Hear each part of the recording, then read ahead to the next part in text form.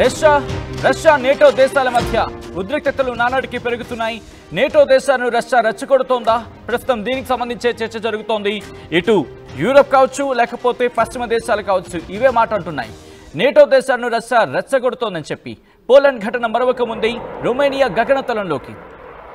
గగనతలంలోకి Russia డ్రోన్లు ప్రవేశించాయంటూ ఇటు Romania చెప్తోంది.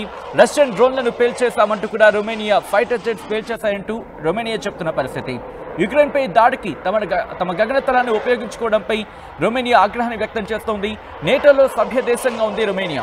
పోలాండ్ సరిహద్దులో బెలారూస్తో కలిసి రష్యా యుద్ధ విన్యాసాలు చేస్తోంది. సరిహద్దులు రాఫెల్ యుద్ధ విమానాలను పంపించింది ఫ్రాన్స్. ఏ క్షణమైనా నేటో రష్యా మధ్య యుద్ధం ప్రారంభమయ్యే ఛాన్స్ ఉందంటూ కూడా చర్చ జరుగుతోంది.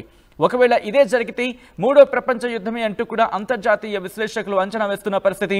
ఈ నేపథ్యంలో మీరు చూడొచ్చు, పూర్తిగా ఇప్పటికీ యుద్ధ సన్నాహాలని, యుద్ధ విన్యాసాలను ప్రారంభించాయి ఇటు యుక్రెయిన్ అలాగే బెలారూస్. యుద్ధ విన్యాసాలకు ఇప్పటికే మంగళవారం వరకు యుద్ధ విన్యాసాలు జరగబోతున్నాయి. ఇంకొక 2 రోజుల పాటు అక్కడ యుద్ధ విన్యాసాలు జరుగుతూ ఉంటే పోలాండ్ కూడా సంసిద్ధమవుతోంది. ఇప్పటికే ఫ్రాన్స్ వాళ్ళ ఫైటర్ జెట్స్ని రఫేల్ ఫైటర్ జెట్స్ని పంపించడం జరిగింది ఇటు పోలాండ్కి, ఇటు బెలారూస్కి సంబంధించి మాట్లాడుకున్న సందర్భం. బట్ ఇప్పుడు మాట్లాడుకుంటే ఇటు మరొక దేశం, మరి ముఖ్యంగా రొమేనియాకు సంబంధించి రొమేనియా ఏం చెప్తోంది? యుక్రెయిన్ రష్యా వార్కి సంబంధించి లేటెస్ట్ డెవలప్మెంట్ ఇది. రొమేనియా ఒకటే చెప్తోంది, ఇటు డ్రోన్ ఇన్కర్షన్ జరిగింది. జెలెన్స్కీ ఈ నేపథ్యంలో మాకు చెప్పుకోవచ్చు. ఇన్ఫాక్ట్ జెలెన్స్కీకి సంబంధించి ఈ కాన్ఫ్లిక్ట్ ఎక్స్పాండ్ అవుతోంది అనేది అని చెప్పుకోవచ్చు నేపథ్యం. రొమేనియా అయితే మాత్రం డ్రోన్ ఇన్కర్షన్ జరిగింది, వాటిని మేము పేల్చేసామంటూ చెప్పుకొచ్చిన సందర్భం.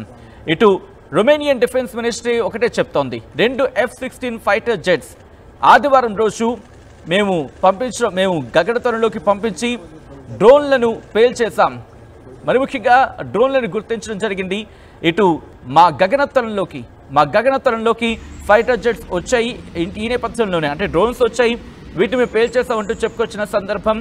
జస్ట్ డేస్ ఆఫ్టర్, మనం సాధారణంగా అంటూ ఉంటాం కదా, జస్ట్ డేస్ ఆఫ్టర్ అంటూ ఉంటాం కదా ఇంగ్లీష్లో, అట్లా రోజుల వ్యవధిలోని పోలాండ్ ఏమంది, తమ గగనతలంలోకి తమ దేశంలోకి రష్యన్ డ్రోన్లు వచ్చాయంటూ చెప్పుకొచ్చిన సందర్భం.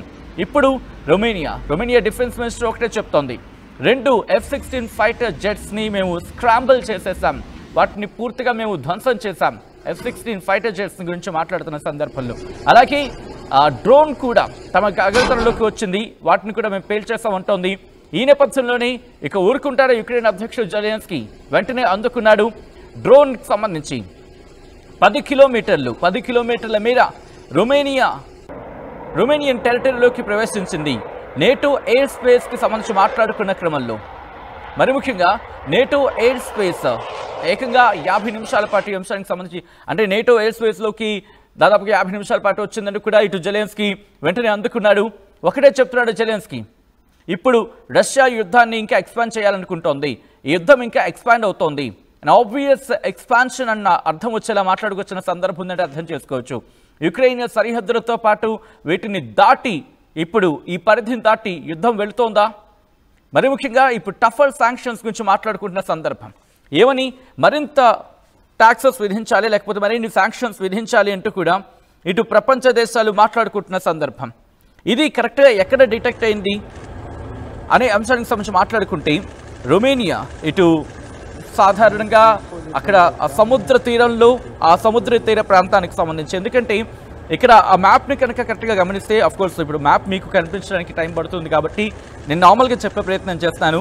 ఇటు మాల్దోవా ఉంటుంది, యుక్రెయిన్ ఉంటుంది, మాల్దోవా ఉంటుంది, బ్లాక్ సీ ఉంటుంది. బ్లాక్ సీ మీద నుంచి అంటే రష్యాకి అక్కడ ఛాన్స్ ఉంటుంది కాస్త. ఇటు జార్జియా ఈ కింద ఉంటుంది రష్యాకి సంబంధించి మాట్లాడుకునే క్రమంలో. ఇటు ఉత్తరాన ఇక డౌన్కి వచ్చేస్తే ఆ తర్వాత అజర్బైజాన్, ఇరాన్ ఇవన్నీ ఉంటాయి. జార్జియా, అజర్బైజాన్ అలాగే ఇరాన్ ఉంటాయి. బట్ ఈ బ్లాక్ సీకి సంబంధించి అటువైపు మాట్లాడుకుంటే మాల్దోవా ఉంటుంది, రొమేనియా ఉంటుంది. ఇప్పుడు ఎలా దాడి చేసే అవకాశం ఉంటుంది అనే అంశానికి సంబంధించి మాట్లాడుకుంటే ఇక్కడ వీళ్ళకి ఉన్నది సెవాస్తోపోల్ ఉంటుంది. ఆ సెవాస్తోపోల్కి సంబంధించి మాట్లాడుకునే క్రమం. బట్ ఇక్కడ రష్యాకు సంబంధించి మాట్లాడుకుంటే నల్ల సముద్రం మీద నుంచి ఇటు రొమేనియా మీద వెళ్ళే అవకాశం ఉంటుంది. సో బట్ ఇలా వెళ్తున్న క్రమంలో యుక్రెయిన్కి సంబంధించి, ఎందుకంటే యుక్రెయిన్ నిరంతర పర్యవేక్షణ అనే ఒక అంశాన్ని తెరమ తీసుకొస్తూ ఉంటుంది కాబట్టి ఇప్పుడు ఈ అంశానికి సంబంధించి మాట్లాడుకుంటున్న క్రమం ఇప్పటికీ జెలెన్స్కీ ఒకటి అంటున్నాడు, ఈ యుద్ధం ఎక్స్పాండ్ అవుతోంది, ఇంకా వెళ్ళే అవకాశం ఉందని చెప్పి. ఒకవేళ అదే జరిగితే కనుక మరింత తీవ్రమైన పరిణామాలు చోటు చేసుకునే అవకాశం ఉంటుందంటలో ఎటువంటి అతిశయోక్తి లేదు.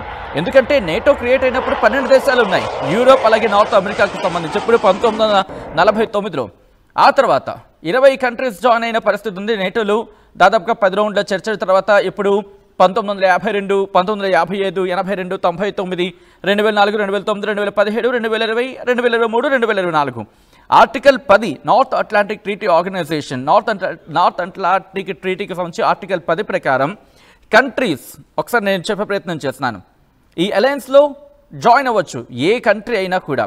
బట్ మెంబర్షిప్ గురించి మాట్లాడుకున్న సందర్భంలో యూరోపియన్ స్టేట్ అనేది ఒక పొజిషన్కి సంబంధించి మాట్లాడుకుంటూ further the principles of this treaty and to contribute the security of the North Atlantic area అంటూ కూడా చెప్తూ ఉంటుంది. ఓకే, ఇక్కడ డెసిషన్ గురించి మాట్లాడుకుందాం. ఒకవేళ ఏదైనా డెసిషన్ ఒక కంట్రీని ఇన్వైట్ చేయాలనుకుంటే లేదా జాయిన్ చేయాలనుకుంటే అలయన్స్లోకి తీసుకోవాలనుకుంటే నార్త్ అట్లాంటిక్ కౌన్సిల్కి సంబంధించి నేటో ప్రిన్సిపల్ పొలిటికల్ డెసిషన్ తీసుకోవాల్సిన మేకింగ్ బాడీ ఉంటుంది. మొత్తం అన్నింటినీ పరిశీలించి అవి తీసుకోవడం జరుగుతూ ఉంటుంది కన్సిడరేషన్లో. దాదాపుగా ప్రస్తుతం 32 దేశాలు ఉన్నాయని చెప్పుకోవాలి, ఎందుకంటే చాలా చాలా చర్చ జరుగుతున్న క్రమంలో. బట్ ఇది ఎవరు కోరుని చేస్తున్నారు? నిజంగా రష్యా ఇప్పటికొచ్చి మేము రొమేనియా మీద దాడి చేస్తామో లేకపోతే పోలాండ్ మీద దాడి చేస్తామని చెప్పి ఎక్కడ చెప్పలేదు నాకు అవగాహన ఉన్నంత వరకు. ఒకవేళ మీకు ఎవరికైనా ఇన్ఫర్మేషన్ ఉంటే కనుక కమెంట్ చేసే ప్రయత్నం చేయండి, so that I just correct my self. But ఇక్కడ ఏంటంటే కనుక ఇదేమైనా యూరప్ కావాలని చేస్తోందా, మరి ముఖ్యంగా నేటో ఏమైనా కావాలని చేస్తోందా? ఎందుకంటే యుక్రెయిన్కు నేటోలోకి చేరే అవకాశం ప్రస్తుతానికైతే లేదు, ఎందుకంటే అమెరికా ఒప్పుకోవటం లేదు. అలా అని చెప్పి యుక్రెయిన్ విడిచిపెట్టేందుకు యూరప్ సిద్ధంగా లేదు. యూరప్ ఎక్కడ సిద్ధంగా లేదు. యూరప్ అలా అట్టు పెట్టుకుని కూర్చుంటోంది యుక్రెయిన్ని.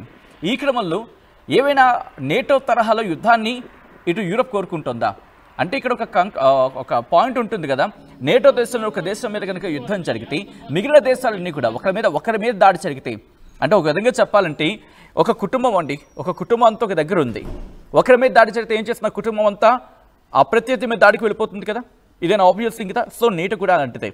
చాలా దేశాలు ఉన్నాయి, చాలా దేశాలు అంటే ఒక 32 దేశాలు ఉన్నాయి. ఈ 32 దేశాలు కూడా ఇప్పుడు కలిసికట్టుగా నేటో అని చెప్పి ఒక దగ్గర ఉన్నాయి, నార్త్ అట్లాంటిక్ ట్రీటీ ఆర్గనైజేషన్ అని చెప్పి. ఇప్పుడు వీళ్ళల్లో ఈ 32 దేశాలు ఒక దేశం మీద దాడి జరిగినా ఈ 32 దేశాలు ఆ దేశం మీదకి దాడికి వెళ్ళిపోతాయి. ఇప్పుడు రష్యా ఫర్ సపోజ్ పోలాండ్ మీద దాడి చేస్తుంది అనుకుందాం, ఇది వినిపిస్తున్న వర్షన్. అది ఎవరు దాడి చేశారు, ఏం దాడి చేశారు, ఎక్కడి నుంచి ఇంకా పూర్తి స్థాయిలో క్లారిటీ రావట్లేదు, ఎవరు వర్షన్ వాడది. ఇక్కడ రష్యా అయితే మాత్రం క్లెయిమ్ చేస్తున్న సందర్భాలు అయితే నాకు తెలిసైతే లేవు. ఒకవేళ క్లెయిమ్ చేస్తాను మీకు ఎవరికైనా ఉంటే కనుక జస్ట్ ఒకసారి కమెంట్ చేసే ప్రయత్నించండి, జస్ట్ కరెక్ట్ మై సెల్ఫ్. అయితే ఇక్కడ ఒకవేళ రష్యా కనుక దాడికి దిగింది అని చెప్పి రష్యా ఒప్పుకున్న పక్షంలో ఇప్పుడు నేటో దేశాలన్నీ కూడా రష్యా మీదకి దాడికి వెళ్ళిపోయే అవకాశం సంపూర్ణంగా ఉంటుంది. ఇక్కడ ఆ ఛాన్సెస్ సంపూర్ణంగా ఉంటాయి. బట్ అలా అని చెప్పి ఊరుకునే పరిస్థితులు కూడా ఉండవు. కాదు అని చెప్పి ఒకవేళ లేదు రష్యా మేము చేయలేదు దాడి అంటే కనుక ఇదే నేరేటివ్ జరుగుతుందా, లేకపోతే పర్స్పెక్టివ్లోకి వెళ్ళిపోతుందా? ఇది యూరోప్ ఏమైనా కావాలని చెప్పి దీన్ని ఒక నేటో యుద్ధంగా మార్చాలి, రష్యా వర్సెస్ నేటోగా మార్చాలని చెప్పి ఏమైనా ఒక అంశాన్ని తెర మీద తీసుకొచ్చే ప్రయత్నం చేస్తుందా? ఇవన్నీ కూడా ప్రస్తుతం మాట్లాడుకుంటున్న పరిస్థితి. ఈ కథనం మిమ్మల్ని కాస్త కలవరపరచొచ్చు, అయితే మిమ్మల్ని కలవరపడి గురి చేయడం ఆర్టీవీ ఉద్దేశం కాదు. కానీ ఇటువంటి కథనాలు చూసినప్పుడు కాస్త కలవరపడి గురే అవకాశం ఉంటుంది కాబట్టి దీనికి సంబంధించి తగిన జాగ్రత్తలు తీసుకోవాలని ఆర్టీవీ సూచించడం జరుగుతోంది. This is distributing content video description is advised. Romania ఒకటే అంటోంది నేటో ప్లాన్స్కి సంబంధించి, ఎందుకంటే పూర్తి స్థాయిలో ఎవ్రీ ఇంచ్ మేము కాపాడుకుంటాం, మా నేటో దేశాలని ప్రతి ఇంచ్ను మేము కాపాడుకుంటామని చెప్పి. ఒకవేళ యుక్రెయిన్ జాయిన్ అయ్యింటే ఈ పాటికి బహుశా నేటో యుద్ధంగా ఈ పాటికి ఇప్పుడు దారి తీసేద్దును. అందుకే రష్యా అంటుంది ఇటు యుక్రెయిన్ నేటోలోకి తీసుకుంటే కనుక మేము ఒప్పుకునేది లేదంటూ కూడా ఇటు రష్యా అంటోంది యుక్రెయిన్ విషయంలో. బట్ ఆ విషయం మీద ఇక్కడ ఆగిపోయింది. బట్ ఇప్పుడు నేటో యుద్ధంగా మార్చాలని చెప్పి ఇటు యూరోప్ ఏమైనా కోరుకుంటోందా? గత కొద్ది రోజులుగా జరుగుతున్న పరిణామాలు చూస్తుంటే అటువంటి అనుమానాలకే దారితీస్తున్నాయి. ఎందుకంటే ఫ్రాన్స్ ఈ అంశానికి సంబంధించి ఫైటర్ జెట్స్ని పంపించడం ఏంటి, దాంతోపాటు రఫేల్ యుద్ధ విమానాలను పంపించడం ఏంటి, పోలాండ్ తన సరిహద్దులను క్లోజ్ చేసుకోవడం ఏంటి, ఈరోజు రొమేనియాకు సంబంధించి మేము ఒక 2 ఫైటర్ జెట్లని F-16 2 పేల్చేస్తాము, లేకపోతే వాటిని గాల్లోనే ధ్వంసం చేస్తామని చెప్పడం ఏంటి? ఆ తర్వాత ఇప్పుడు ఈ అంశానికి సంబంధించి జెలెన్స్కీ కాస్త అగ్నికి ఆజ్యం పోసేలా డైలాగులు ఇవ్వండి. ఇవన్నీ చూస్తూ ఉంటే ఏదో ఒక బహుశా నేటోకి సంబంధించి యుద్ధానికి దిగుతుందా, మొత్తం నేటో దేశాలని కలిసి ఇటు రష్యా మీద యుద్ధాన్ని దిగుతాయా అనే అంశానికి సంబంధించి మాట్లాడుకుంటున్న క్రమం. కానీ రిమెంబర్ నేటో దేశాలని యుద్ధానికి దిగుతాయా? ఒకవేళ అదే పరిస్థితి ఏర్పడితే కనుక రష్యాకు సంబంధించి చమురు, మరి ముఖ్యంగా ఎల్ఎన్జీ ఇటు యూరోప్కి అవసరం 40% రష్యా నుంచి. ఒకవేళ రష్యా టాప్ పెడితే చలికాలం వాళ్ళు గడ్డకట్టిపోతారు. కాబట్టి రెండు రకాలుగా ఓ పక్క ఇండివిజువల్గా వెళితే కనుక, ఎందుకంటే పోలాండ్ కావచ్చు అలాగే రొమేనియా కావచ్చు, ఈ రెండు కూడా నేటోలు ఉన్నాయి కాబట్టి ఇండివిజువల్గా అవి దాడికి వెళ్తాయా, లేకపోతే నేటోగా కలిసికట్టుగా వెళ్తాయా? నేటోగా కలిసికట్టుగా వెళితే రష్యా ఆ పైప్ని కట్టేస్తే వాళ్ళు చలికి గడ్డకట్టుకుపోతారు. సో అటువంటి పరిస్థితులు ఉన్నాయి కాబట్టి, లేకపోతే ట్రంప్ వైఖరిగా ఇటు సుంకాలతో దాడి చేసే ప్రయత్నం చేస్తారా, ఇటు రష్యాను ఉక్కిరిబిక్కిరి చేద్దామని చెప్పి రష్యాతో మిత్ర దేశాలుగా ఉన్న చైనా కావచ్చు లేకపోతే భారత్ కావచ్చు వీటి మీద సుంకాల మోత మోగించే ప్రయత్నం చేస్తారు. ఒకవేళ ఇటు సుంకాల మోత మోగించే ప్రయత్నం చేస్తే కనుక ఎనర్జీకి సంబంధించి మాట్లాడుకుంటున్న క్రమంలో ఇటు భారత్ నుంచి కూడా కొనుగోలు చేస్తోంది యూరోప్లోని కొన్ని దేశాలు. సో ఈ నేపథ్యంలో వాళ్ళకు కూడా ఇబ్బందిగా మారే అవకాశం ఉంటుంది. కాబట్టి ఎటు పక్క చూసినా ఏ విధంగా చూసినా యూరప్ ప్రస్తుతం ఇటు చెక్మేట్లో పడిందనే చెప్పుకోవాలి. బహుశా ఆ చెక్మేట్కి సంబంధించి ఆ చిక్కుల నుంచి ఎలా బయటపడుతుందనేది ఇంకొక చర్చ జరిగే అవకాశం ఉంది. ఇప్పటికిప్పుడు ఏం జరుగుతోంది? రష్యా కనుక కోరిన యుద్ధం కోరుకుంటే కనుక ఇటు నేటో పూర్తి స్థాయిలో రంగంలోకి దిగే అవకాశం ఇప్పుడున్న పరిస్థితుల ప్రకారం చూసుకుంటే క్లియర్ కట్గా ఉందని అనుకోవచ్చు. బట్ కాదు, మేము దాడి చేయలేదని చెప్పి యుక్రెయిన్ అంటే కనుక మరి ఎందుకు ఈ నేరేటివ్ బిల్డప్ అవుతోంది? ఈ నేరేటివ్ ఎందుకు బయటకు వస్తోంది? నిజంగానే డ్రోన్స్ రావడం జరుగుతోందా, లేకపోతే డ్రోన్స్ వచ్చాయని చెప్పి ఒక కథనాన్ని బూచిగా చూపించి నేటో దాడికి వెళ్ళే ప్రయత్నం, అంటే నేటో దేశాలు దాడికి వెళ్ళే ప్రయత్నమా, వ్యూహాలను సిద్ధం చేసుకుంటున్నాయా? ఎందుకంటే ఇటు దీని గురించి కూడా మాట్లాడుకోవాలి. మధ్యప్రాచ్యానికి సంబంధించి మధ్యప్రాచ్యంలో కూడా పరిస్థితులు అట్టుడుకుతున్నాయి కాబట్టి దీని అడ్వాంటేజ్ తీసుకోవాలనుకుంటున్నాయా? ఇక్కడ నుంచి ఆయిల్ రిజర్వ్స్ని ముందుగానే, అంటే ఆయిల్ని కావచ్చు లేకపోతే ఎనర్జీని కావచ్చు ముందుగానే రిజర్వ్ చేసుకొని ఆ తర్వాత పరిస్థితి బట్టి మసలుకుందాం అని చెప్పి ప్లాన్ చేస్తున్నాయా? చాలా ఇంట్రెస్టింగ్గా మారుతున్నాయని చెప్పుకోవాలి జియో పాలిటిక్స్. మరి ఈ నేపథ్యంలో మీకే అనిపిస్తుంది కమెంట్ చేసే ప్రయత్నం చేయండి. ఇప్పటికే ఆ యుద్ధ విన్యాసాలు కావచ్చు లేకపోతే పరిస్థితులు కావచ్చు మారిపోతున్న నేపథ్యంలో మీకేమనిపిస్తుంది కమెంట్ చేసే ప్రయత్నం చేయండి. ఒకసారి ఆ యుద్ధ విన్యాసాలను కావచ్చు లేకపోతే ప్రిపేర్నెస్ కావచ్చు ఒకసారి చూసే ప్రయత్నం చేద్దాం ఆ విషయాన్ని.